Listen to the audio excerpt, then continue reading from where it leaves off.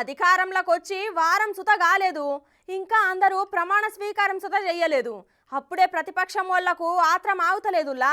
ఒకటి అనేదెందుకు, నాలుగు వడేదెందుకు? మాజీ మంత్రి సార్కు కొత్త మంత్రి మేడం కౌంటర్ ఎట్లిచ్చిందో చూడురి.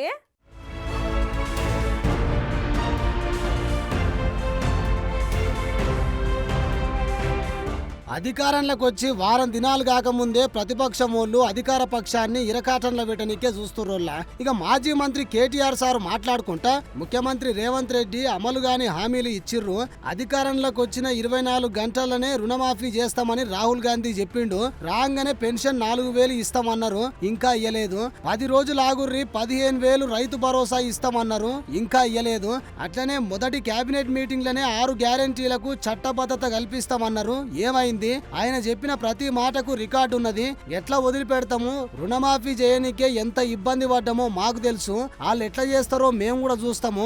ఎవరైనా అధికారంలోకి రాకముందు ఆదాయ లెక్కలు చూసుకుంటారు గాని వీళ్ళు ఇప్పుడు లెక్కలు చూసుకుంటున్నారు అని అన్నాడు.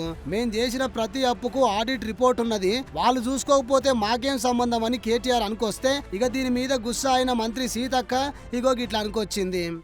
మేము ఒక్కొక్కటి చేసుకుంటాం.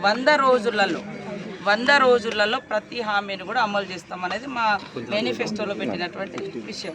అదే కాకుండా ఇప్పుడు ఏంటంటే వాళ్ళ యొక్క డొల్లతనము, వాళ్ళ యొక్క లోపభూయిష్టమైనటువంటి పరిపాలన ప్రజలకు తెలుస్తుంది కాబట్టి ఎదురుదాడి చేసేయటం. ప్రజలు ఎవరు ఇంకా ప్రశ్నించే, ఎందుకంటే ప్రజలు ఆలోచిస్తున్నారు ఏం జరిగిందో అసలు బయటికి రావాలి ఇన్నాళ్ళు, దాని మీద ఈ ప్రభుత్వం ఎలా రియాక్ట్ అవుతుంది అనేది కూడా చూస్తూ ఉన్నారు. ఇప్పుడే అమలు కానీ హామీలు అంటే మేము అంటున్నాం, అదే మేము ఇచ్చిన దానికంటే ఇంకొక 1000-2000 మీరు పెంచుకుంటేనే ఇచ్చారు, మరి మీరు ఎట్లా అమలు చేస్తాం అనుకొని హామీ ఇచ్చారు. అందుకనే అంత తొందరపాటు వద్దు, తప్పకుండా ప్రజలకు ఇచ్చినటువంటి ప్రతి హామీని కాంగ్రెస్ పార్టీ అమలు చేస్తుంది. కానీ కేటీఆర్ గారికి చూస్తే పాపం అధికారం పోయిందన్నటువంటి ఆ యొక్క బాధ చాలా వెంటాడుతున్నట్టుగా స్పష్టమవుతుంది. ప్రజలందరూ సంతోషంగా ఉన్నారు, ప్రజలందరూ కానీ అధికారులు కానీ లేదా అన్ని రకాల వర్గాలు సంతోషంగా ఉన్నారు. ఖచ్చితంగా ప్రజలకు ఇచ్చినటువంటి ప్రతి హామీ అమలు చేస్తాం. అదేవిధంగా ఈ 10 ఏళ్ల కాలంలో కూడా ఏం జరిగింది, ఎట్లా జరిగింది అనేది కూడా ప్రజలు కంపేర్ చేసుకుంటారు, మేము కూడా తీస్తాం. అది వాస్తవం. ఇట్లా గరమైన మేడం ఇచ్చిన ప్రతి హామీ అమలు చేస్తాము, ఒక్కొక్క హామీ అమలు చేసుకుంటూ వస్తున్నాము, రైతులకు ఇచ్చిన ప్రతి మాట నిలబెట్టుకుంటాము, కాంగ్రెస్ గెలిచిందని ప్రజలంతా మస్తు ఖుషి అవుతుర్రు అని మంత్రి సీతక్క కేటీఆర్ సార్ను గట్టిగానే అరుచుకున్నది.